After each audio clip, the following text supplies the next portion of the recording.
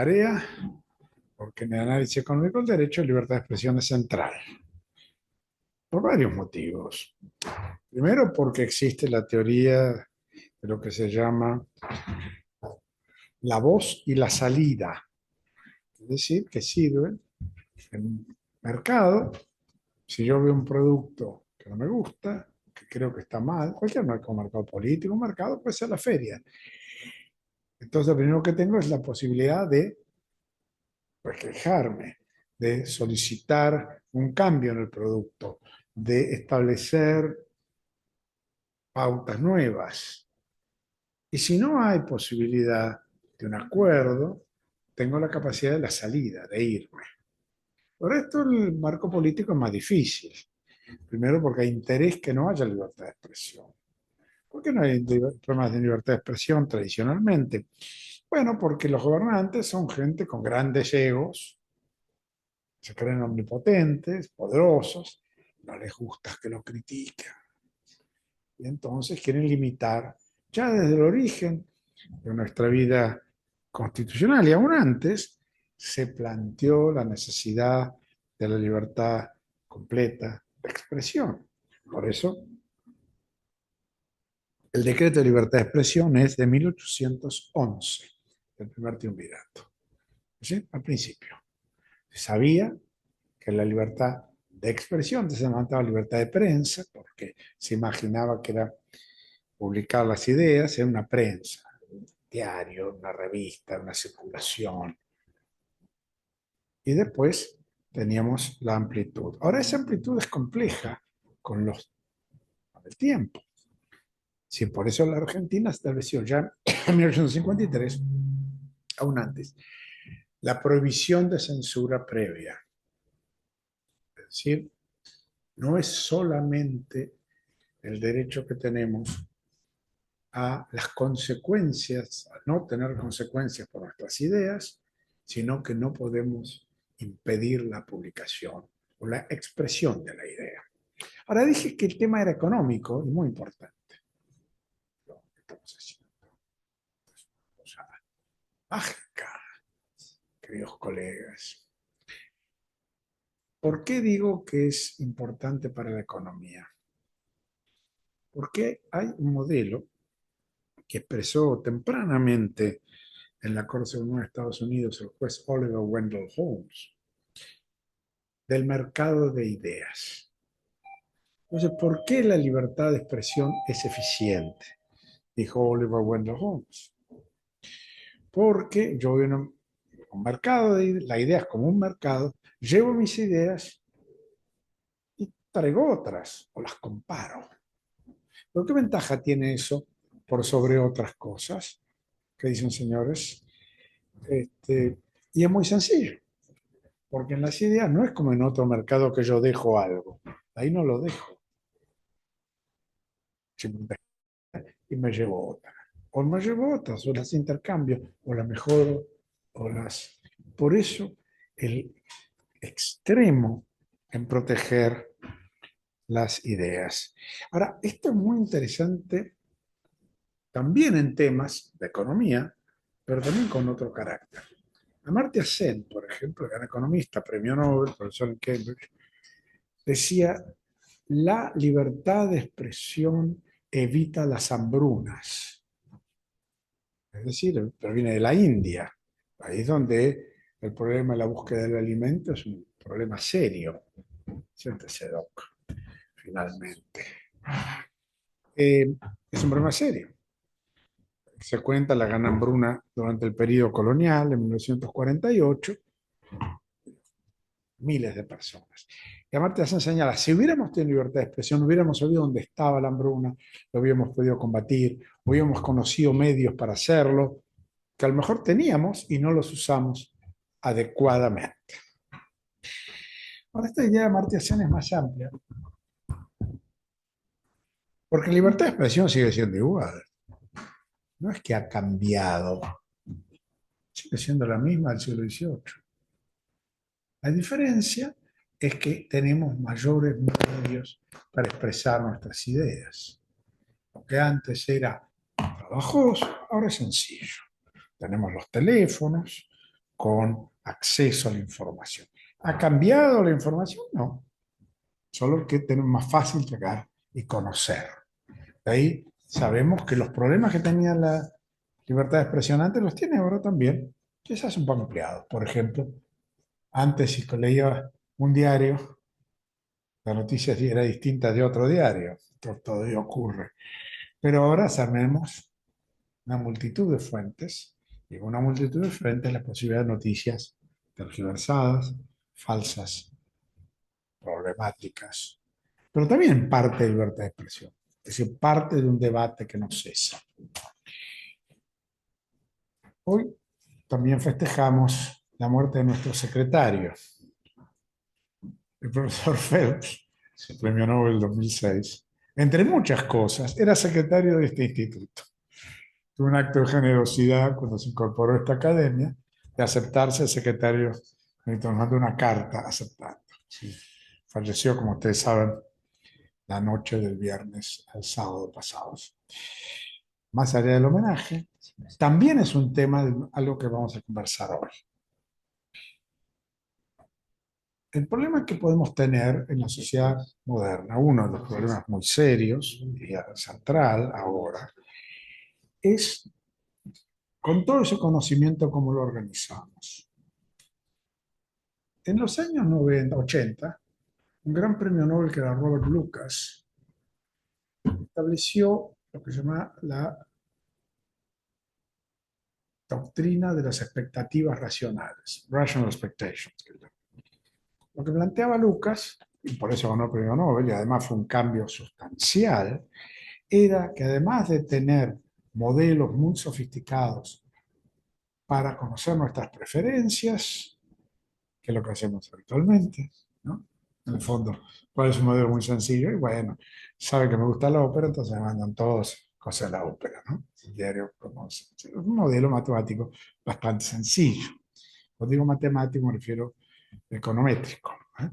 No es que sea matemático, solo matemático, un modelo de economía medida, ¿no? Algunos lo utilizan para eso la expresión tradicional de número, algoritmo, pero que es el número. Es decir, es estudiar cómo son mis comportamientos, de prever que me gusta la ópera, me van a cosas de ópera. Si leen que, por supuesto, esto dio lugar a un viejo debate que Lucas de alguna manera restableció, que es este.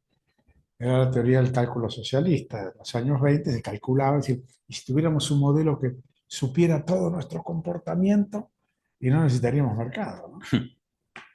Hayek entonces, después insistió, dijo que esto era imposible, que el comportamiento humano eran modelos muy complejos. Los modelos complejos no se pueden modelar con éxito. Sin embargo, Lucas insistió y planteó el tema de que modelar las expectativas, con expectativas racionales, es decir, teniendo esta información sobre mí, puedo desarrollar cómo va a ser mi comportamiento futuro. Esto fue un gran cambio. Rational Expectation funcionó admirablemente. En cada banco importante había matemáticos muy sofisticados que acompañaban a los gerentes en las negociaciones. Porque, bueno, porque de alguna manera iba a determinar qué comportamientos íbamos a pedir y en qué íbamos a pedir plata y para qué. Phelps se opuso duramente, tan duramente que le postergaron el premio Nobel, ¿no? Y lo ganó más adelante en su vida. Y en el año 2008, la teoría de expectativas racionales, también llamada neoliberalismo. Neoliberalismo en realidad era eso, ¿no? No otras cosas. Desapareció, el 2008 fue el año de la crisis. Terrible. Ah, ¿qué queda ahora? ¿Cómo va a ser la libertad de expresión en el futuro? No es demasiado distinta de la actual, pero se nos plantean nuevos productos, nuevos problemas, nuevas situaciones, nuevos conflictos. Y me alegro mucho que yo me alegro mucho que se haya creado este grupo de trabajo y vamos a escuchar ahora los argumentos y conclusiones a las que llegaron. Y vamos a ver y podemos conversar. Así que adelante. ¿Qué tal? Buenas tardes y bueno, bienvenidos y sobre todo dar agradecimiento a la Academia Nacional de Ciencias Morales y Políticas que nos permite, eh, a través del doctor Sola, nuestro titular, exponer estas ideas. Y bueno, el prolegómeno que brindó el doctor va en ese camino y esa es la propuesta que tiene el grupo de investigación en ciencia política. ¿Y en qué contexto se dio la creación de este grupo? A instancias de las facultades sociales de la Universidad de Buenos Aires.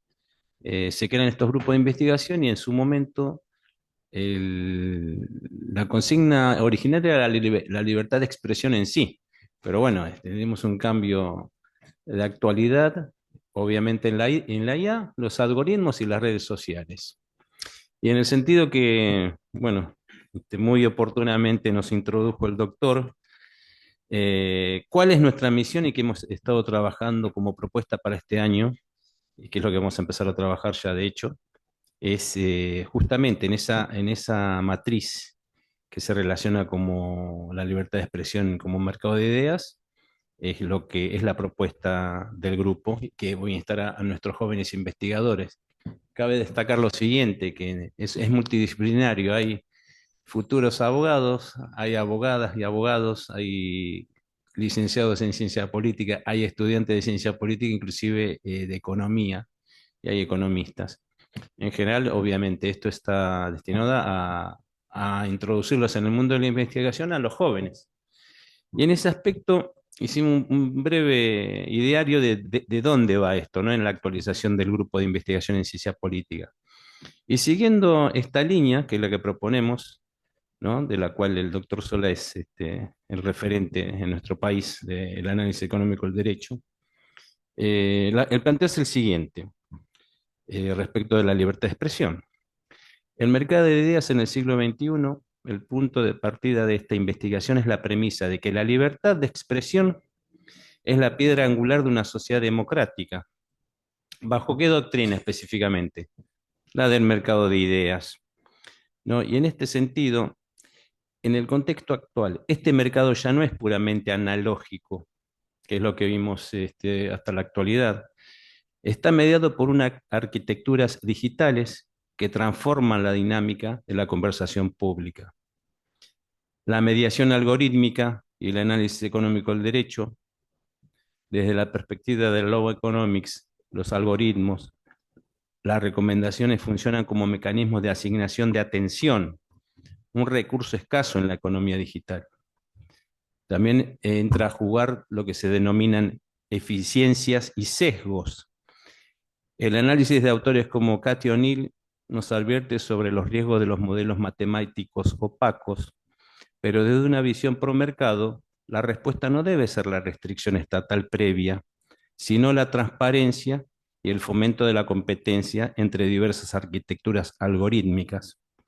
En este punto, el grupo de investigación se basa más dentro de la lógica y la dinámica de la libertad de expresión más de la matriz norteamericana que la europea, porque sabiamente como lo solemos aprender a través de la cátedra, recordar que Europa sí es partidaria de la censura administrativa, cosa que en Estados Unidos ab initio fue algo que se lo consideró impensado, ¿no? Y en este sentido, por eso no debe ser la censura previa o preventiva estatal, sino la transparencia y el fomento de la competencia entre diversas arquitecturas algorítmicas. Es lo que le propongo a los jóvenes investigadores que empiecen a ponerse en tono para avanzar este año, ¿no? Aquí el derecho constitucional debe actuar para garantizar que las reglas de juego permitan la máxima expansión tecnológica sin estrangular la innovación. Y acá quiero hacer un punto, porque en general la tendencia predominante respecto de la inteligencia artificial, por los debates que uno escucha en el mundo del derecho, hay como un miedo preventivo y en realidad nuestra propuesta va en sentido opuesto, de potenciar aún más la inteligencia artificial y no necesariamente eso tiene que ver con restricciones individuales, sino al contrario, ¿no? Siguiendo la línea, bueno, el doctor nombró a John Phelps, a Phelps, y es uno de los que pilares que habló sobre el desarrollo y el desarrollo tecnológico, ¿no? Entonces, y la innovación como fenómeno de desarrollo. Entonces, en ese sentido es que lo planteamos en el grupo de investigación, no desde, como decía Humberto Eco, de una visión apocalíptica, sino de integrados. Y de integrados en el sentido también que potenciar la inteligencia artificial y potenciar la libertad de expresión en ese aspecto. Entonces, la inteligencia artificial tenemos una visión pro mercado y responsabilidad ulterior. Ahí se unen esos dos mundos, ¿no? De la libertad de expresión clásica que mencionaba el doctor, ¿no? La responsabilidad ulterior. Entonces, la posición defendida en este caso, en este grupo de investigación, rechaza la regulación ex ante de la inteligencia artificial por considerarla un freno a la eficiencia y al desarrollo económico. Lo que proponemos es lo opuesto, es el modelo de responsabilidad, siguiendo la tradición de la responsabilidad civil y penal por daños efectivamente causados. La propuesta de la investigación es que cualquier exceso en el ejercicio de la libertad de expresión a través de la IA se resuelva mediante responsabilidad ulterior. Esto evita el efecto inhibitorio, o como los americanos llaman chilling effect, que producen las agencias de supervisión gubernamental sobre la tecnología emergente. Y eso sería, doctor, en ese sentido, sería, cumplía, como usted suele citar, Albert, de un efecto derogatorio preventivo, ¿no? Del avance tecnológico y la inteligencia artificial y el mercado de ideas.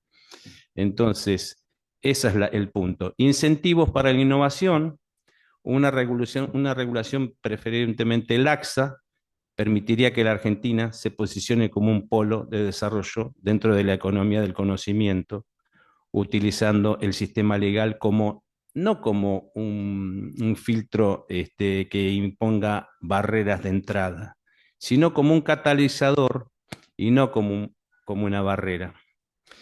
Entonces, en este sentido, ¿cuál es la propuesta? En perspectiva comparada, tendencias recientes en Estados Unidos, del 2024 al 2026, lo digo para enriquecer el debate, ¿no? Se incorporan tendencias actuales del derecho estadounidense que vinculan la primera enmienda con la inteligencia artificial. Es el caso de The Speaker Status of la inteligencia artificial. Se debate si el output, o sea, todo lo que entra como información en la inteligencia artificial, esto de una inteligencia generativa constituye un discurso protegido. ¿Constituye un discurso protegido? Bueno, desde este punto de vista sí. Y la doctrina reciente sugiere que, al ser una herramienta de expresión humana, las restricciones al software pueden equivaler a una censura inconstitucional del usuario. Por ese lado lo queremos plantear para el grupo de investigación. Algorithmic Curation of Editorial Discretion. Los fallos recientes, que ahí va a ser la propuesta para los jóvenes investigadores que sondeemos en estos fallos recientes de Estados Unidos, analicen la posible reforma e interpretación de la sección 230 de la Communication Decency Act frente a contenidos creados por la IA, manteniendo siempre la protección a la plataforma para evitar la autocensura masiva. A modo de conclusión, la idea es ir hacia una, si cabe, doctor, una constitución digital eficiente. La conclusión de la exposición reafirma que la libertad de expresión en la era de la inteligencia artificial debe ser lo más amplia posible y la intervención estatal remitida o limitarse a la resolución de conflictos específicos bajo criterios de daño real y manteniendo el criterio clásico de la libertad de expresión, ¿no? De responsabilidad ulterior, permitiendo que la frontera tecnológica avance y no retroceda. Básicamente esa es la conclusión para el grupo y el trabajo posterior. Otro punto que por ahí podemos tocar es lo que, siguiendo esta línea, es lo que se llama la quiebra del mercado de ideas tradicional, la quiebra del mercado de ideas tradicional, ¿no? Como bien lo destaca el doctor, es la idea de un mercado de ideas, bueno, y no solo un mercado de ideas de competencia perfecta, sino, como diría su amigo Douglas Gillespie, de concurrencia perfecta. ¿Cuál es la idea esta que se me ocurrió para plantear en el grupo de investigación? La quiebra del mercado de ideas tradicional. Asimetrías y externalidades. En la concepción constitucional clásica que citaba el doctor, asociada al voto del juez Oliver Wendell Holmes en Abrams versus United States, la libertad de expresión funciona como un mercado libre donde las mejores ideas compiten y terminan prevaleciendo. Sin embargo, la irrupción de los algoritmos y optimización del engagement rompe los supuestos básicos de este modelo. ¿En qué punto? Maximización de atención versus veracidad. Esto, doctor, los investigadores que rondan los 20 años lo entienden perfectamente. El algoritmo busca que estén enganchados, no busca en sí un criterio de racionalidad, ¿no? Los algoritmos descubren que el contenido que genera indignación, polarización o sesgo de confirmación retiene la atención por más tiempo que el debate matizado. Desde el análisis económico del derecho, esto representa una falla de mercado o una externalidad negativa, donde las plataformas externalizan los costos sociales de la desinformación y la polarización para internalizar los beneficios económicos de la publicidad. O sea, no necesariamente el contenido es racional, sino lo opuesto, es el engagement, ¿no? ¿Qué trae aparejado esto? Irónicamente, cuando se hablaba en los primeros tiempos de la Internet y las redes sociales, que tendía a la horizontalización de la información.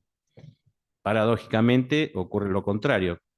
La asimetría de la información se acrecienta. ¿En qué sentido?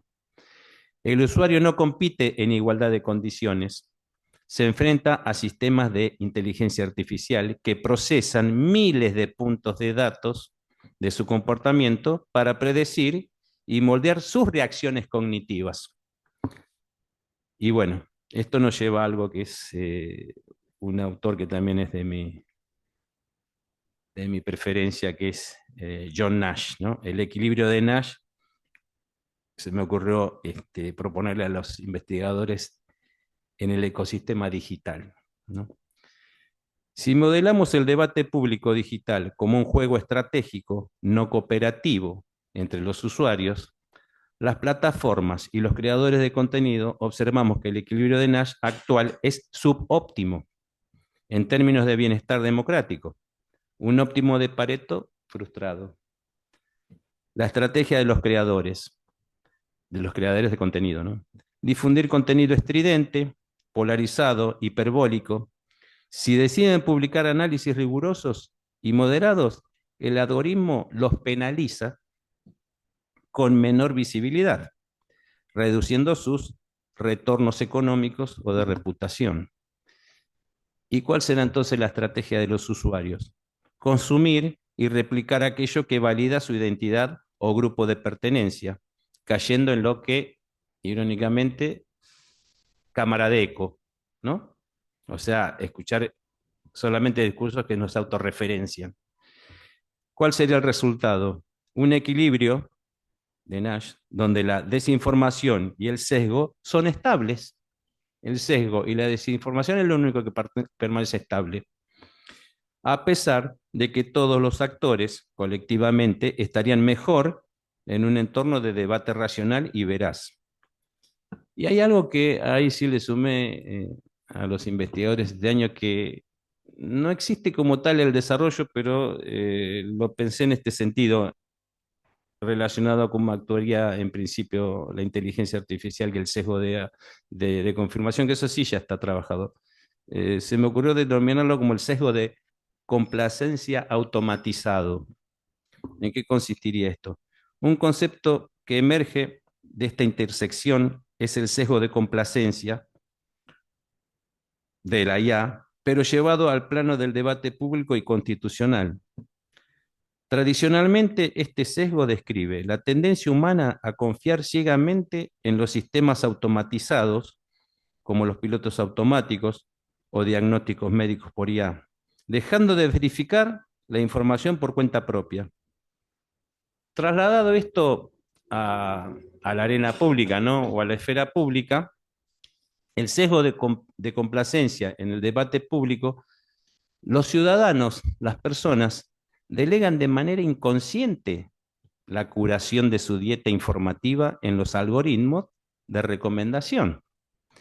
Existe la presunción tácita de que el feed o la respuesta de los modelos de lenguaje representan una muestra neutral o representativa de la realidad, cuando en realidad están hiperpersonalizados. Esta complacencia erosiona el control de constitucionalidad ciudadano e inhibe la disidencia cognitiva. El individuo asume de forma pasiva que la verdad es aquella que el sistema ha automatizado y lo devuelve con total fluidez, neutralizando la fricción necesaria para el debate democrático. Es esa tendencia que tiene la IA a tener un idioma amigable y no áspero, para decirlo de alguna forma. Entonces, ¿qué planteo yo para los investigadores así, actualizando el tema de la libertad de expresión bajo este ecosistema, ¿no? Reconfiguración del equilibrio mediante incentivos regulatorios, sería la pregunta. La intervención estatal clásica, ¿cuál es? La censura o el control de contenidos ex post. Colisiona directamente con las garantías constitucionales de la libertad de expresión y la prohibición de censura previa.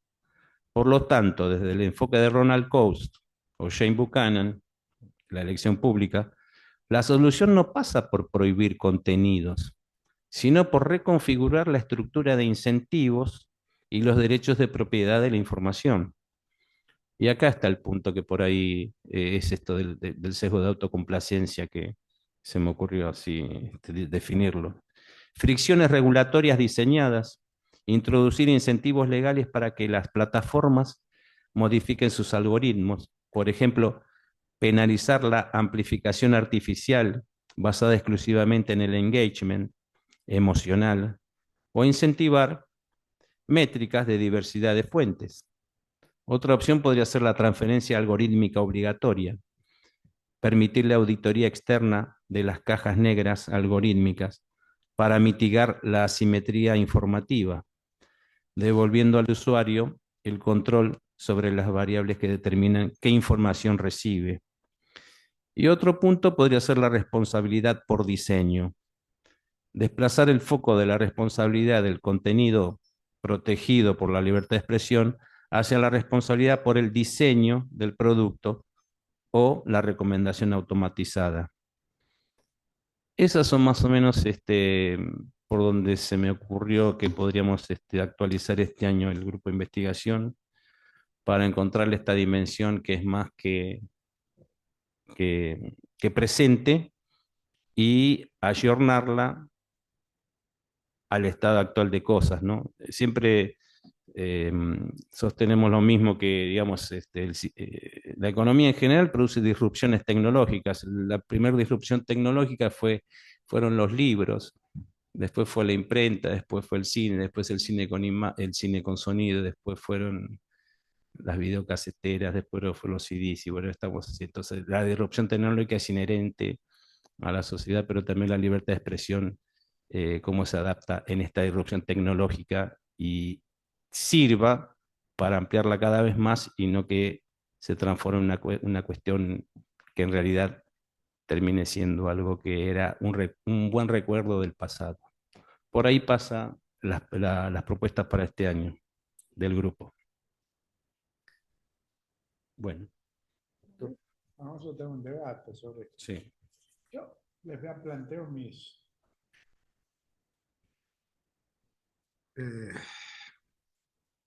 no mis dudas, sino la experiencia que he visto hasta el momento. La primera cuestión que voy a plantear es que estamos en una sociedad más libre que antes. y estamos en una sociedad mejor informada que antes. Y esto puedo comprobarlo con experiencias personales. Yo, en mi niñez se leían los diarios, punto, y el canal de televisión, que ya después de mi escuela primaria, eran cuatro. En un momento todo es mano del Estado, pero aparte del autoritarismo, debe salir el autoritarismo. Es decir, ¿cuál es el problema central de la libertad de expresión? Primero, el acceso a las fuentes. Fuentes falsas también. Ujú. Las fuentes falsas también son información. Por ejemplo, por eso protegemos el discurso comercial. El discurso comercial dice cosas que no son exactas, pero es mejor tener información inexacta que ninguna.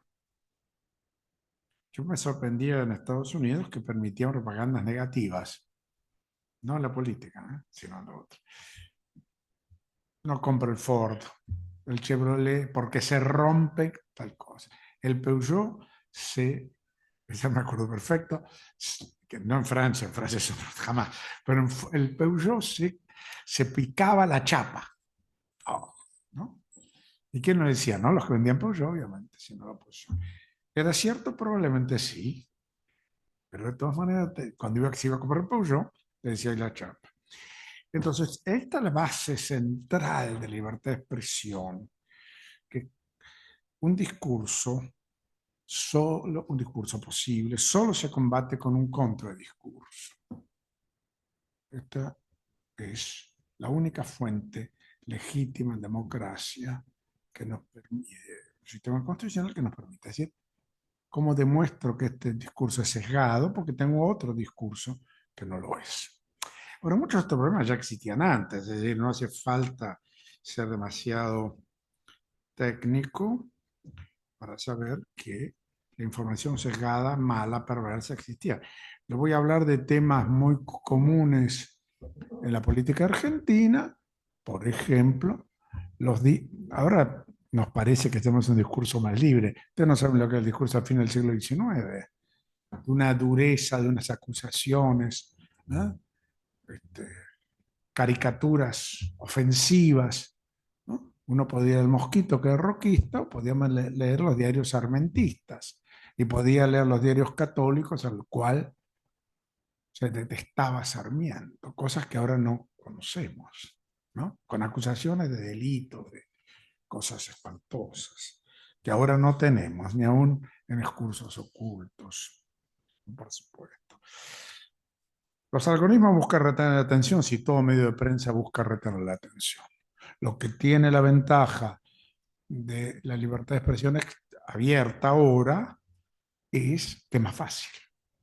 Es mucho más fácil saber quién le gusta la ópera, digamos, que antes. Entonces, es más fácil crear modelos para saber qué me tienen que ofrecer y a quién no. Y esto con las sectas, por supuesto, que son gravísimas. ¿Eh? O sea, que es contra eso, así como todo efecto de la mala. Ahora, yo lo que tengo la ventaja que veo la multiplicación de la información actual y de inteligencia artificial es que va en contra del discurso de autoridad tradicional. Ujú. Viene el médico y dice, es esto, chao. El médico me dijo. Pero resulta que los médicos entran en inteligencia artificial y por la duda que esté equivocado. Pero más allá de bromas, lo que decir, quiebra la autoridad. La autoridad en el discurso, me refiero, o la confirma, ¿no? Entonces, el problema, primero es un tema más bien técnico. Si hablamos de externalidades en general, prefiero utilizar el modelo más amplio de costo de transacción, pero eso es un tema que lo podemos ver. Ujú. Ahora, el problema de manejar incentivos es que puede llegarse a problemas de censura. Hay un caso concreto que es el caso de lo que llaman el olvido. Mm. Esta es una historia un poco rara, porque fue una decisión de la Comisión Europea que establecía en un caso de un señor que había tenido una deuda bancaria, un español, y que todavía esa deuda paga, seguía figurando cuando él buscaba su nombre en Internet.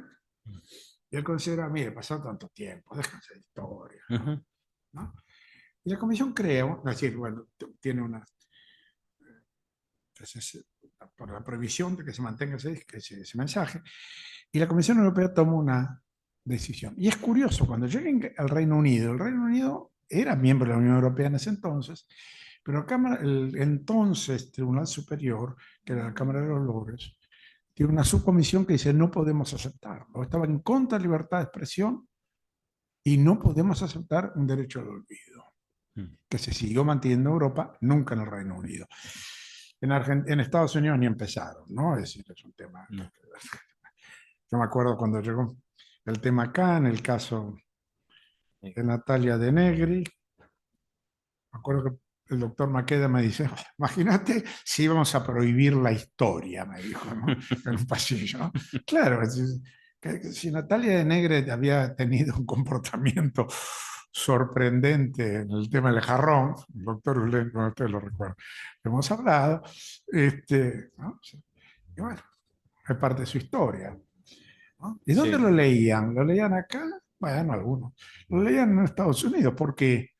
Porque ella ya había hecho una carrera en un canal de televisión en Miami. Entonces, ahora, yo, miembro de esta academia, tuvimos un debate acá con los académicos españoles a raíz de esto. Y me decía, bueno, pobre Natalia, che, ¿no? Es una buena después de todo, porque todo, la historia no se borra. De la misma manera que en el caso Ponseti de Balbín, podemos decir claro. muchas cosas. Vamos a la biblioteca de la facultad, Mm. pedimos la revista Gente, de esa fecha y la foto está. Sí, No la arrancaron. La diferencia que al Internet es más fácil de ir que irse a llenarse de tierra a la biblioteca de la facultad. Esa creo que es la dimensión que nos preocupa de libertad de expresión, es que se accede. Muchos de ustedes les veo las fotos que mandan, ¿eh? Y bueno, tengo más información sobre ustedes que la podría haber tenido hace 50 años. bien. Eso es la dimensión. Pero el deseo de censurar es muy grande, ¿eh? Porque no creo que los europeos sean antidemocráticos, ¿no? No. Pero, y es un riesgo mucho mayor de lo que parece. Bueno, estos son los primeros comentarios. Después Mm. ustedes, estamos acá abiertos, doctor, y Mohamed, para hablar del tema. Además, como bien fue dicho, ustedes saben más de esto que yo, ¿eh? Que he tenido que hacer un curso de inteligencia artificial. Ajá. Todavía les voy a decir una cosa que enseñaba Phelps. Una vez nos dijo, que después salió publicado. Nosotros creemos que las innovaciones tecnológicas se adaptan rápido. Mm. No. La penicilina tardó 20 años, desde que se descubrió hasta que se pudo comprar en una farmacia. Y fue por la guerra, sin la guerra hubiera sido peor. Pero miren el caso de las computadoras. Habían artículos famosos. Las computadoras están en todos lados, menos en las empresas. Es decir, no aumentaba la productividad. Después sí, ¿no? No hace falta que lo aclaremos, que se aumentó la productividad. Y hoy, ¿cuánto es la ventaja que trae la inteligencia artificial en la productividad? Todavía es muy baja. Ujú. Algunos me hablan del 1%. Es decir, que existe, la usamos, nos peleamos con ella, pero la influencia en la actividad económica todavía es baja. Pero bueno, avanti, preguntas, preguntas, preguntas. Al doctor, sobre todo, yo ya las hice en mis comentarios. Y yo para seguir el hilo de esto, que es cómo vamos a seguir con, justamente para vincular el tema de la inteligencia artificial y la libertad de expresión, otras cosas que por ahí, hablando con ellos y debatiendo, es plantear uno de los siguientes temas, que es, por ejemplo, la justificación legal de la desregulación. O sea, la visión que quizás tenemos en el grupo, doctor, no es de ejercer un control, digamos que el derecho tenga una función de control, digamos, preventivo, como en general se impone en los debates que vemos en la facultad, sobre todo en la Facultad de Derecho, sino al contrario, cómo potenciar la inteligencia artificial y que funcione, como usted sugiere, como un mercado de ideas más ampliado, ¿no?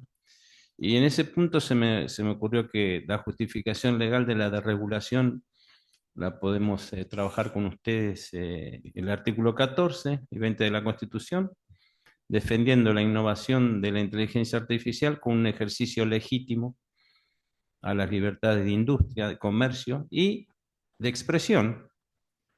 Esto se contrapone formalmente con el principio de responsabilidad ex post contra la pesada regulación que mencionó el doctor Valo, sugirió que en general prima en la Unión Europea. A ese punto una vez fue, ¿cuándo fue? Hace 5 años, fue que a un joven lo detuvieron por expresiones que había lanzado en las redes. Ese es el punto también, llegado el caso, doctor, el efecto de Negri, cuando en España pretenden sacar determinado tipo de estatuas de determinados personajes históricos. Es otro, un derecho al olvido material, sería real.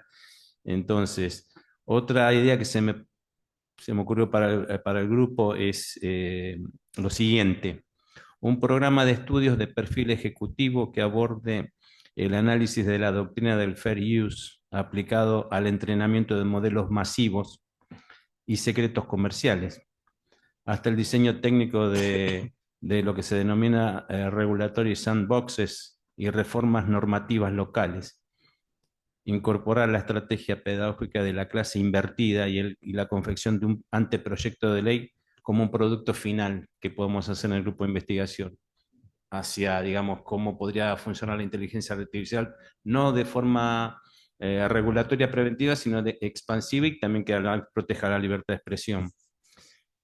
Y estudiar también en el grupo perspectivas, estrategias transdisciplinarias de la enseñanza, relacionar el derecho, la economía, la aplicación del análisis del costo-beneficio, el óptimo de Pareto, los criterios Kaldor-Hicks, para demostrar científicamente cómo la desregulación reduce la carga regulatoria, ¿no? Y funciona, y lo que el presupuesto que yo tengo, que funcionaría como un incentivo económico también. Y bueno, y es propio del grupo que en realidad hay una preeminencia de la ciencia política, sería desde el enfoque de la ciencia política, mis investigadores politólogos, sería análisis del poder, qué poder tiene el poder algorítmico, el quiebre institucional de la deliberación democrática, ¿por qué no la geopolítica de la infraestructura, restricción de los microconductores, por ejemplo, en Estados Unidos y leyes centralizadas en China? Es todo un tema. La inteligencia artificial tiene una forma de percepción en el modelo norteamericano y la inteligencia artificial se estructura de otra forma en China. En una es total libre mercado en general, la presunción de libre mercado, y la otra de una planificación de la inteligencia artificial totalmente centralizada en las decisiones estatales. Y eso genera también a mis futuros politólogos planteárselo desde la ciencia política, ¿no? Cómo funcionarían esos modelos relacionados a la inteligencia artificial. Y desde el derecho, casos jurisprudenciales, estudiar, estudios críticos de precedentes como Google y versus Oracle, que es reciente, y sobre el uso del software predictivo en la justicia, que también eso quizá lo podemos hablar con mi adjunta, con Andrés, con Silvia, esas cuestiones, cómo se usan modelos predictivos para jurisprudenciales para a la vez generar precedentes basados en inteligencia artificial. Y un último punto era buscar bibliografía de formación conceptual al grupo, ¿no? Les propongo esto. Un desglose teórico, ¿por qué no usar a Richard Posner, ¿no? A Jack Goldsmith, que son los que están hablando más de inteligencia artificial, y por qué no la visión institucionalista de Daron Acemoglu, y para tener un abordaje combinado con las circulares técnicas de la Oficina de Derechos de Autor de Estados Unidos. Eso sería más o menos por donde lo queremos, que les propongo llevar el grupo de investigación en esta etapa, ¿no? Bueno, doctor. Hay algunos temas que se van a enfrentar. Primero, la inteligencia artificial compite, ¿no? Yo empecé con chat, y ahora me han dicho que tengo que usar el francés con el programación. Es más, lo bajé y me suscribí. ¿Cómo? hecho claudiano también, ¿no? Porque me lo recomendaron los expertos, ¿no? Como dice, pero esto indica un fenómeno. Los sistemas de inteligencia artificial compiten entre sí. Nadie va a ganar esa competencia, ¿no? Es una competencia. Ahora, se van a encontrar con problemas y por lo tanto, la manera de chequear un discurso falso con otro es usar distintos sistemas. Alguien lo va a hacer.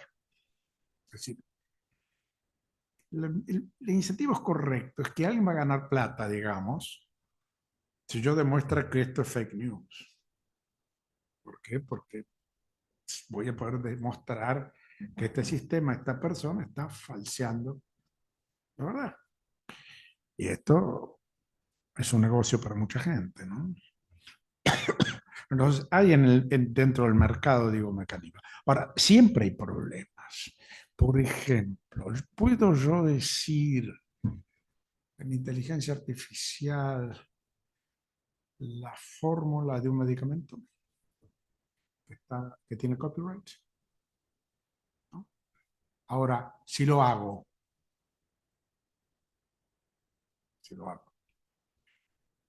¿puedo aceptar la censura previa? Este es un tema, por supuesto, viejo, muy viejo. No es la inteligencia artificial, es muy viejo. Bueno, siempre está el mismo sistema, es la misma cuestión. Si ustedes a lo mejor se acuerdan, están libros muy viejos. Esto pasó en la Argentina. Esto pasó, pasaron varios, pero le voy a decir el que pasó. Yo secuestro a alguien y le voy a estar en un lugar y para saber si pagan o no, voy a poner un aviso en el diario. Tiene reminiscencia. Claro, un aviso en el diario. Los tipos están en un lugar y el que maneja el secuestro está en otro, Rosario en este caso. Es el caso de Bela Yersa, aquel 30. Un aviso personal, antes había aviso personal de decir, hagan esto. Que el tipo lo oyó mal y lo matan, todo un escándalo. Y si yo sé que van a poner una bomba y va a matar gente, la orden va a salir en un medio de prensa, cualquiera hora, ¿no? ¿Está bien censurarlo? La Corte Suprema de Israel dijo que sí. Mm. Y esto ahora que hay más información, se plantea más, ¿no? Estos son temas muy, muy tradicionales. Y después está la famosa tema de Oliver Wendell Holmes, ya lo saben. Puedo gritar fuego en un teatro lleno, ¿no? Que se cita. Y entonces Holmes dice, no, esta es una restricción a la libertad de expresión. Y sin embargo, Black más adelante dice, sí, es una restricción, pero no a la libertad de expresión. Supongamos que yo voy a un teatro y quiero actuar, ¿no? Y la gente me saca de las orejas, pero no por libertad de expresión, sino porque yo compré una entrada, con una entrada es un contrato, se supone que puedo sentarme y ver el contrato, pero no se supone que puedo participar en el acto o en la celebración. No tengo ese derecho, pero no por libertad de expresión, sino porque estoy en un espectáculo ante el cual contraté ir con un contrato que paga la entrada, digamos, ¿no? Esta frase de Black, que indica bastante más, indica hasta qué punto a veces se mezclan los temas de libertad de expresión.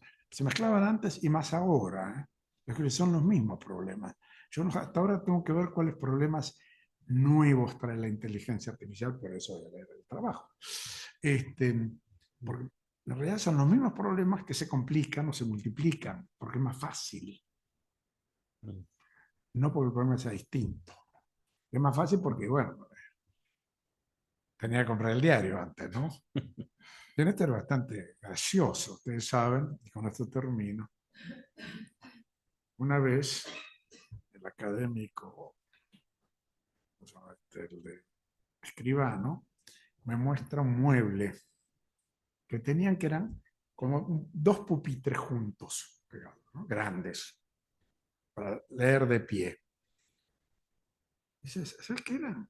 Acá poníamos la edición de la Nación y la de la prensa. Y chequeábamos qué noticia aparecía en la prensa que no aparecía en la Nación, o qué comentario. Es decir, la idea de la competencia, ¿no? Mm. Al extremo, que es la prensa, que siempre el diario, la prensa era siempre el diario más importante, por eso Perón lo confiscó, y además porque tenía una característica. La prensa tenía los avisos adelante, porque indicaba que con esos avisos mantenía el diario, que no necesitaba fondos de otro lado, eran los de los avisos individuales que salían en las primeras páginas, al revés de la primera plana. Bueno, muy bien. Así que ahora a ustedes les toca, no dicen nada. Están pensando. Sí. Sí. Aprieta el... Vaya dentro de las previsiones del trabajo. Pero había leído unos fallos de Estados Unidos que me habían llamado la atención en su momento. Uno era sobre el derecho, si es que hay un derecho, ¿no?, a tener un perfil digital. A partir de un caso en donde Facebook había dado de baja el perfil de una persona que tenía antecedentes penales. Si bien en su perfil esta persona no tenía nada publicado ilegal, y se lo había dado de baja. Y el otro tema, que mencionaste algo sobre si podemos redefinir el foro público. Sí, claro. Si, por ejemplo, las publicaciones o los comentarios que se hacen en el perfil de una persona pública, como fue el caso de Donald Trump, son considerados como un nuevo foro público.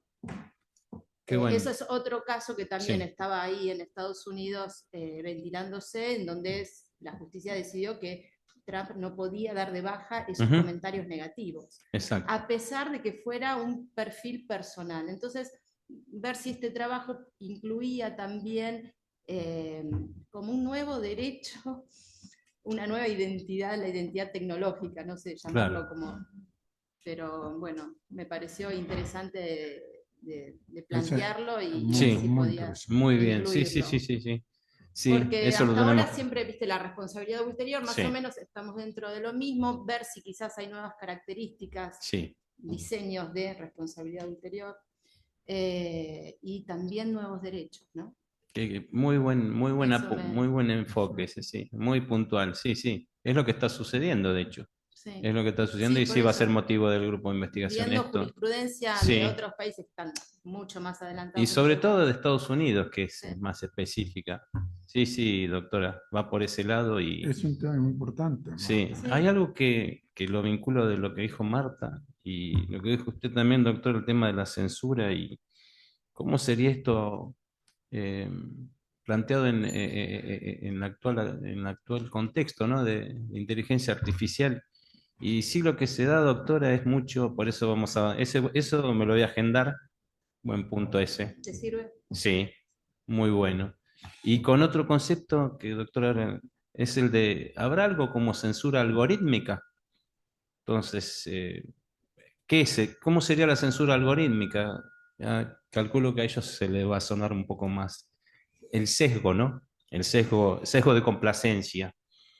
Es una observación que dice que si bien se escribió sobre censura algorítmica, ya hay escrito, doctor, en Estados Unidos, pero también el término, porque se le llama término de moderación en la inteligencia artificial, dicen shadow binding, la idea específica de que la complacencia de la IA, el esfuerzo por no ofender, ¿no?, que es uno no nota eso en la inteligencia, no ofender o por ajustarse a lo políticamente correcto.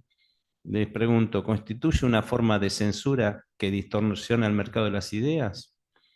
No hay un autor de referencia en la doctrina clásica y bueno, sería un punto ese. Y el otro, justamente con esto de censura o autocensura o la censura algorítmica, podría ser el tema de ¿habrá nuevos sesgos de confirmación dentro de la inteligencia artificial?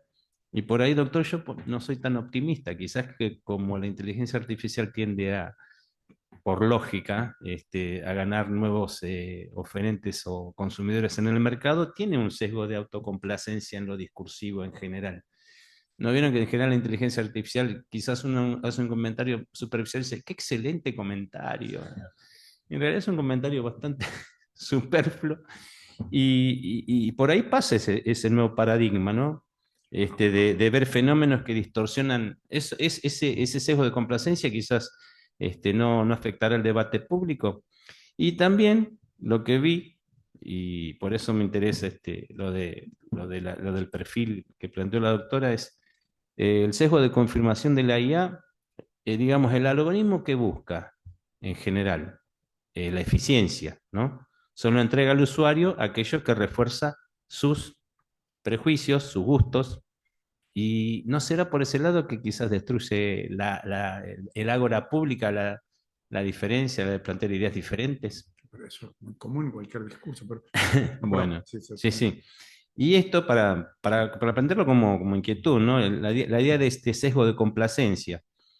Las IA actuales, incluyendo la que usé para hacer estas ideas, suelen estar programadas para ser complacientes, evitando confrontación o la exposición de verdades incómodas bajo un velo de neutralidad. ¿O no? Les pregunto a ustedes. ¿La censura algorítmica será? Y bueno, sumo este concepto, ¿no? De central que en este grupo debería profundizar el sesgo de complacencia como forma de censura algorítmica. A diferencia de la censura clásica, ¿no? que siempre la estudiamos, ¿no? La censura previa o el responsabilidad ulterior como efecto, esta es una censura por omisión. No censura globalmente, sino omite, ¿no? Omisión o suaviza determinadas posiciones, ¿no? Y busca la complacencia. El algoritmo filtra la aspereza del debate intelectual necesaria en una sociedad democrática. Por ejemplo, si la inteligencia artificial decide que es aceptable, ¿no? Decir para no incomodar, está ejerciendo una potestad de censura. Este es un planteo que se me ocurre que tendríamos que por ahí empezar a trabajar más en detalle si no es una sutil forma de censura del propio sistema, ¿no? Para generar un mercado óptimo pero complaciente y no controversial. Se me ocurre para plantearlo, ¿no? Esto. hay varios temas acá. Primero hay que evitar la metafísica. No hay inteligencia artificial.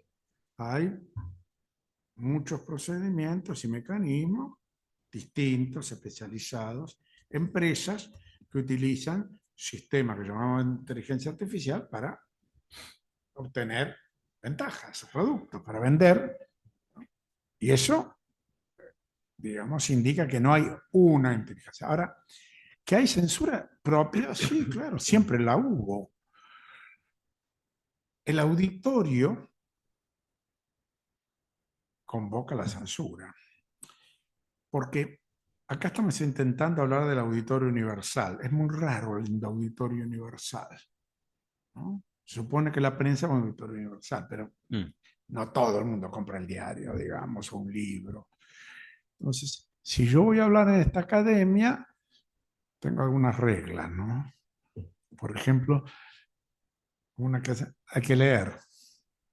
Esto es una censura, ¿por qué tengo que leer? Bueno, se entiende que hay que leer. En esa academia se lee la comunicación. En algunos lugares hay cierto lenguaje que no se utiliza. En las barras bravas de Chacarita, pongo por ejemplo por razones políticas contemporáneas, no se usa el mismo lenguaje, ¿no? Hay cosas que se pueden decir, entonces no hay autocensura ahí, ¿no? Por ejemplo, acá en la Argentina los debates parlamentarios son muy abiertos, pero en Brasil no se pueden, No. ¿no? No solo Brasil, hay que decir la excelencia. En Estados Unidos se le tiene que llamar por el rango, el lugar, ¿no? Ni hablar los ingleses, tienen más. Es decir, siempre hay una autocensura porque esa autocensura es un. Ahora, es de acuerdo al auditorio. Ahora, ahí tenemos otro tema de autocensura. Si yo miro y hago un comentario, cómo armar una bomba atómica, eh, aunque la inteligencia artificial lo conozca, no me lo va a decir. O cómo armar una bomba no atómica, digamos, ¿no? ¿Ah? O cómo asesinar a alguien. Hay libros que se establecían. Había una editorial en Estados Unidos que editaba libros raros, ¿no? No existe más porque nadie lo compraba, pero de todas maneras, uno era como matar a alguien, otra como vengarse, cosas insólitas. Dejaron de, bueno, entonces, se prohíben, o la censura social que dice, no, mira, no Mm, publiquen esto, ¿cómo voy a poner propaganda en su, o voy a comprar las acciones, ¿no? Así que estos son los temas que, pero que ya existían, me parece. Lo que pasa es que se multiplican. ujú, Ahora, hay dos temas que sí, que dijo Marta, que me parecen centrales. Primero, el perfil. Yo puedo tener varios perfiles y puedo insultar, nadie sabe quién soy. ujú. Hoy lo tenemos en los diarios, ¿no? La acusación, no sé, sí engañó al presidente porque probablemente lo conoce mejor que yo. Si yo, como en un libro, si tengo que poner mi nombre, ahora, siempre existieron panfletos sin nombre. Eso pasó toda la vida. Algunos son conocidos y atribuimos a algunas personas que podían, pero no, no siempre se sabe, ¿no? Estoy hablando de un viejo sistema. Ese sí, el perfil me parece un tema complicado.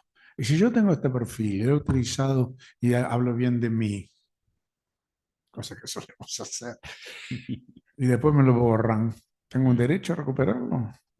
Tu pregunta, no sé, Claro, no lo sé.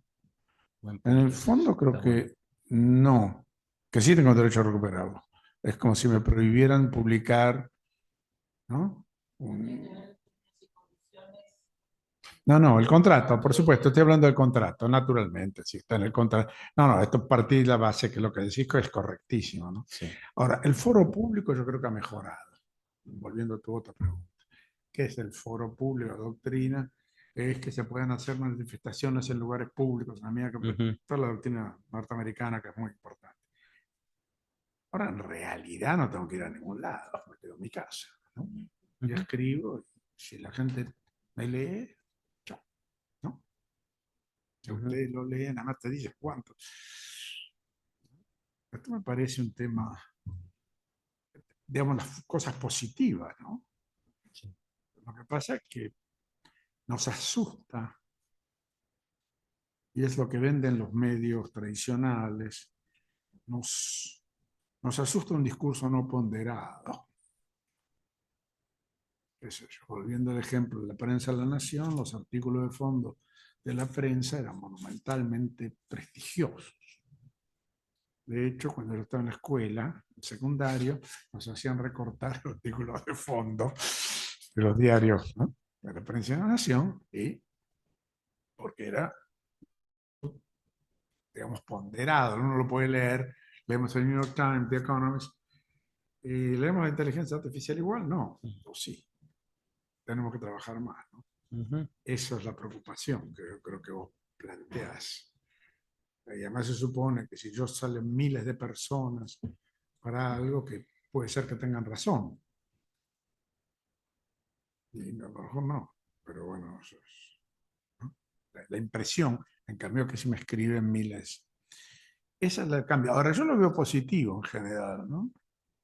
Yo lo veo positivo, coincido con vos, Silvia, del tema de los contratos, ¿no? Hay mucha cosa en libertad de expresión que va a estar regulada por contratos a partir de ahora.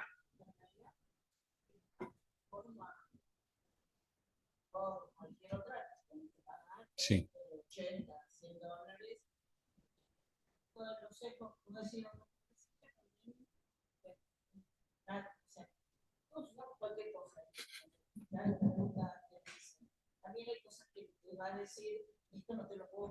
Claro. Sí, o cualquier Ujú. cosa.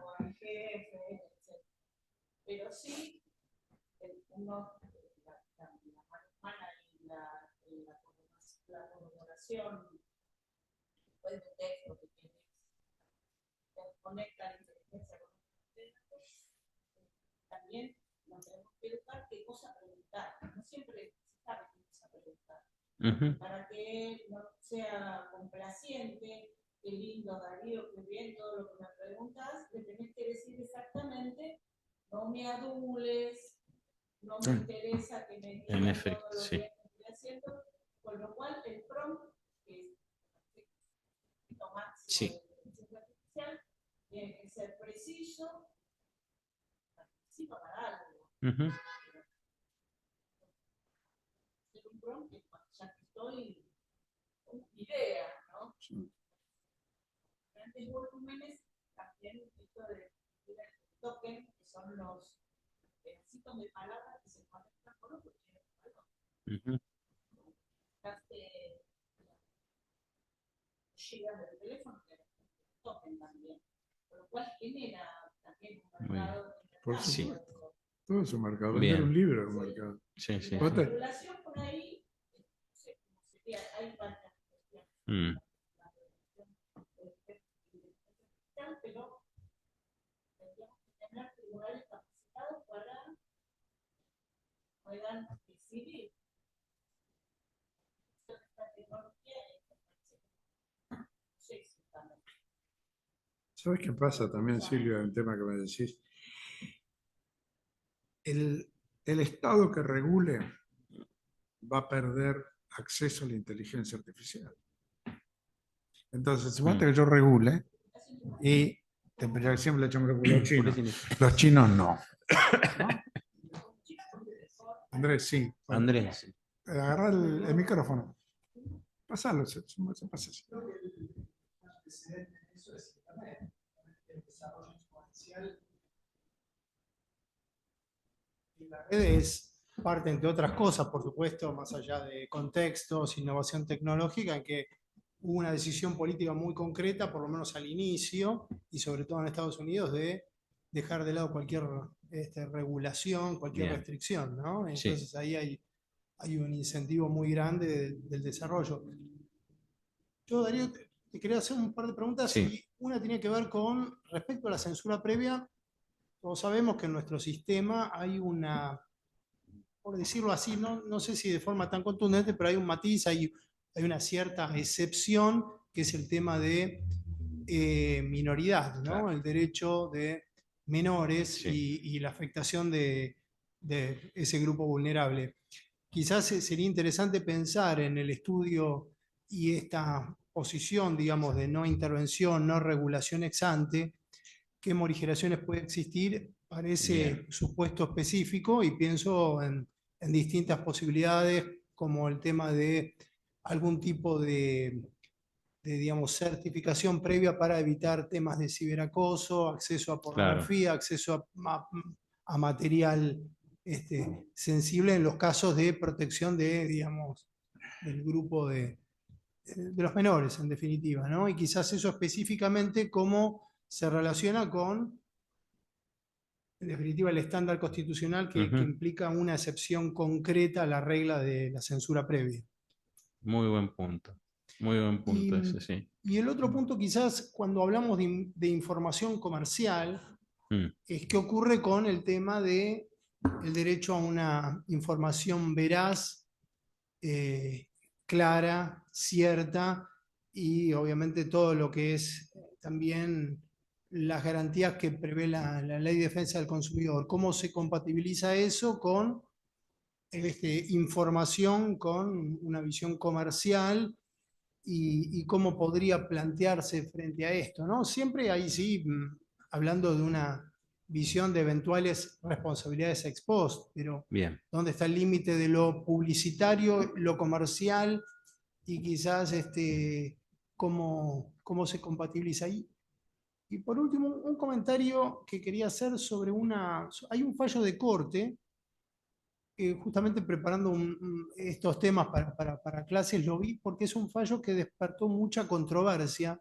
Es un fallo de la Corte relativamente reciente, quizás no alcanzó tanto nivel de comentarios como los fallos tradicionales de Google o el fallo de Negri, pero es un tema en el que la Corte fijó una posición a contrario de lo que venían haciendo las cámaras y las instancias inferiores, sobre todo en materia de en civil y comercial, ¿no? Federal, con el tema del derecho marcario, y es que la Corte entendió para el sistema, creo que se llama sistema AdWords, de contenidos pagos de Google, que la utilización de una marca ajena en el marco de ese sistema por parte de una empresa ajena, es decir, cuando yo introduzco, por ejemplo, en este caso concreto era la organización Veraz, en un sistema pago para llevarme a un enlace, a un hipervínculo que obviamente genera un interés comercial en la empresa que está usando esa marca,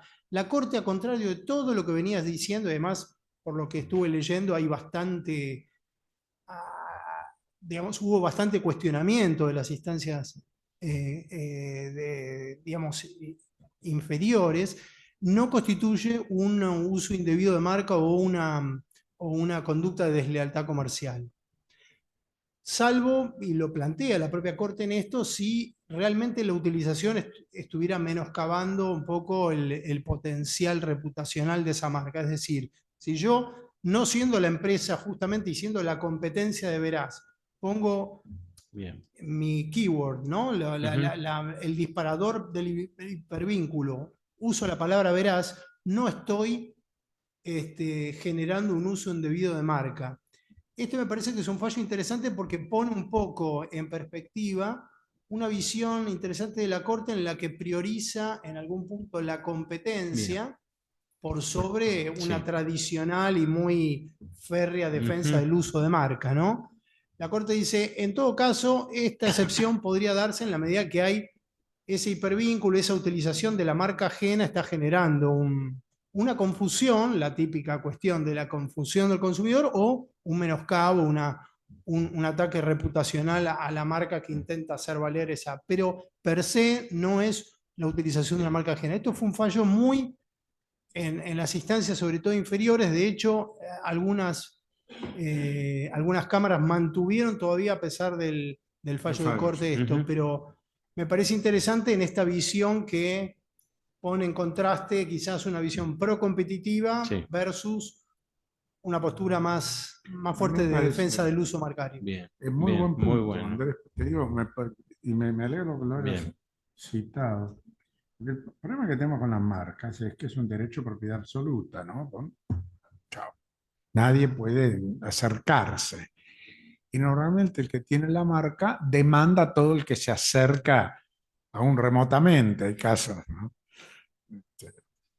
Los estudios especializados en propiedad industrial se dedican a estudiar cada pequeño detalle.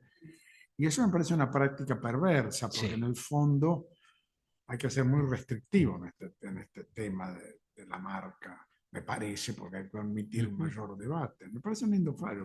Deberíamos conversarlo un poco. O sea, después, sí, a lo mejor conviene hacer un artículo. Me parece, digo. Hay un punto que voy a relacionarlo a lo que dijeron tanto Andrés,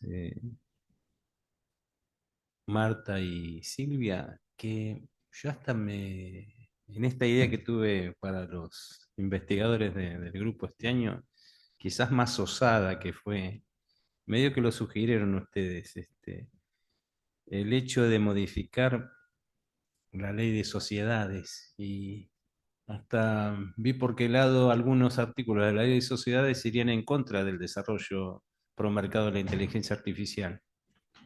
Estoy viendo eso. ¿Cuáles artículos serían pasibles de ser derogados al efecto de potenciar más la inteligencia artificial? Y otro punto que no sé si es muy osado, de directamente crear una nueva ley de sociedades para empresas no humanas, que ya se está discutiendo eso. Entonces, así que les propongo, si no haremos otro grupo con ustedes respecto de eso, de crear una ley de sociedades no humanas, ¿no? Para esto falta bastante. No hay que, una cosa es adelantarse, ¿no? Pero eso ya se está discutiendo, doctor, en Estados Unidos. No, yo sé que está discutiendo. Sí, sí. Yo, una cosa que en una época me gustaba mucho es ver películas viejas y libros sobre cómo sería el futuro. Y los resultados son desopilantes. Ninguno le pegó, pero ni remotamente. En el siglo XIX En Gran Bretaña creían que el problema que tenía el siglo XX, el problema principal, es que hacer con la bosta, que iban a tener el movimiento iba a crecer, que iban a hacer tantos caballos que hacer. Bueno, ¿no? Y después, por ejemplo, se creía que en el siglo XXI los aviones iban a ser gigantescos con grandes hélices, ¿no? A nadie se le ocurrió que haber otros sistemas. Y nadie, absolutamente nadie, que yo recuerde, imaginó ni el Internet ni la inteligencia artificial. Creíamos que el futuro iban a ser cosas físicas, ¿no? Más rápido, aviones más rápidos, autos más rápidos, medio complicado. No, no, pero no el conocimiento de esta manera. Así que el futuro, hay que jugar de futurólogo. ¿Cómo? Había que agarrar los rinches, ¿no? Hay que tener medio cuidadoso. Pero de todas maneras, eso sí yo creo que es, sociedades no humanas me parecen No lo sé. extremadamente complicadas. Por lo pronto empecemos a trabajar con el tema de algunas derogación de algún artículo de la ley de sociedades, a ver si... Eso ya lo Sobre tengo todo en no conocía caja. el 2, ¿no? La sociedad de familia, ¿viste? Todas las que traen problemas.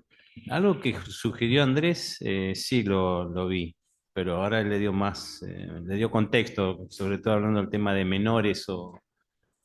Es todo un tema muy álgido y da, bien lo saben en general, que es la cuestión de estos denominados discursos que, bueno, ya es clásico, como dice el doctor, hasta en sus manuales están, ¿no? Los discursos ofensivos extremos o, como se le dice actualmente, de odio. ¿Cuál sería eso, el límite? Y, digamos, ¿cuál sería la función del derecho en la inteligencia artificial? Que ahora me acordé por lo que planteó Andrés, la idea de que cómo sería esto del derecho, qué función cumpliría el derecho para no actuar como una barrera de entrada, pero tampoco permitir la vulneración de derechos individuales, ¿no? Y hay unos puntos que por ahí se me ocurrió marcar, que sería por ahí, por donde podría ir el derecho, una de forma de legislar, pero que aborde riesgos, pero que tampoco vulnere la libertad de expresión. Una sería regulación por niveles de riesgo, o sea, ver el nivel de riesgo, en el caso como planteó Andrés, el nivel de riesgo de la vulneración de un menor es intrínsecamente más fuerte y bueno, quizás el nivel de regulación tendría que ser mayor. Entonces, ese sería un punto. El otro es transparencia y explicabilidad. Derecho a saber cuando se interactúa con un sistema de inteligencia artificial, que también lo que sugirió Silvia. ¿Y cómo se llegó a esa decisión? El problema de la caja negra. ¿Quién es el que crea el contenido? ¿Es un humano? ¿Es un sistema? Los algoritmos, lo que le llaman machine learning, busca garantizar el rendimiento de cuentas en la accountability de los desarrolladores y los usuarios de IA. Otro punto sería protección de datos, ahí Andrés, y sesgos algorítmicos, ¿no? También vinculado a lo que mencionó Marta, el tema de los perfiles y cómo ir contextualizando ese y el control. Una legislación quizá para mitigar el sesgo y la discriminación, que pueda perpetuarse o amplificarse si los datos de entrenamiento son incompletos o reflejan prejuicios históricos, como mencionó el doctor. Reforzar normas de privacidad de la información y el consentimiento. Quizá, digo, no, son cosas que por ahí se me plantearon como ventanas. Y la última, que sí se vincularía más con la cuestión de actividades ilícitas, responsabilidad civil y penal, ¿no? ¿Cómo se manejará eso ahora en este contexto? Es un área pendiente, es determinar la responsabilidad legal en caso de daños causados por un sistema autónomo, ¿no? Cuando el sistema es autónomo y causa un daño, digamos, como Alguien firma. hay sistemas que se están automatizando de tal Sin forma duda, pero que, alguien finalmente, claro, ¿no? las leyes deberán definir si la responsabilidad recae en el desarrollador, si es el caso, ¿no, doctor? O el operador, porque también es eso, ¿no? O si se debe crear una nueva figura legal para la agente artificial, que es lo que les decía a ustedes, ¿no? De ver alguna actualización. Y último, doctor, que es, que también lo tocó usted, propiedad intelectual y contenidos generativos, ¿no? ¿Cómo es muy, muy fronterizo la cuestión de lo que genera la IA? ¿Quién lo genera? ¿Un humano lo generó el sistema en sí o se autogeneró? Y entonces se necesita claridad sobre los derechos de autoría en este punto de las obras creadas por IA. Por ejemplo, en Estados Unidos, determinados contenidos de IA se los considera como sin autor, Exactamente. per se. Entonces, Sí, me parece bueno. bueno, ese es un punto, contenido generado por IA o genia, el uso de material protegido por derechos de autor para entrenar modelos, porque hay modelos que se entrenan, pero que tienen derechos de autor, y es lo que planteaba el doctor, ¿no? Eso por ahí vi cómo podía ser el impacto de nuestro mundo, que es el derecho, en el tema de algunos ejes que se me ocurrió para ver, para pensarlo, Sí, de la yo inteligencia te digo, artificial. hay uno de los temas, me parece, Sí. que hay que tener en mente cuál es el daño que se quiere evitar, porque hablamos de situaciones hipotéticas, y regular frente a situaciones hipotéticas no es una buena cosa. A lo mejor son casos que son muy marginales, ¿no? Todo este tema del acceso al contenido según la edad. ¿Cuál es el verdadero daño? Es decir, en algunos casos sin duda, pero ¿cuáles? ¿No? Porque a veces hay un exceso de celo en la regulación, ¿no? Que es más de lo que hace falta. Porque no hay, bueno, el costo-beneficio que tanto hablamos. Pero muy bien. Bueno. Colegas, gracias por la participación. Muchas gracias a todos y a usted, doctor. Felicito a los miembros del grupo de trabajo, ¿no? Es un gran tema. Van a descubrir cosas muy importantes y lo que hagan va a ser muy importante y va a tener una enorme trascendencia. A lo mejor no la percibimos ahora. Alguien tiene que ponerse a pensar, ¿no? Bueno, muchas gracias, doctor, y Nos a la vemos academia. en la próxima, ¿no? Hay una que me acuerdo. ¿Eh? Sí, tenemos todo el año. ¿Quién sigue? ¿No te acuerdas? ¿Quién? Ah, no. Sí, Azul sabe. Bueno, van a recibir la comunicación. Sí. Listo.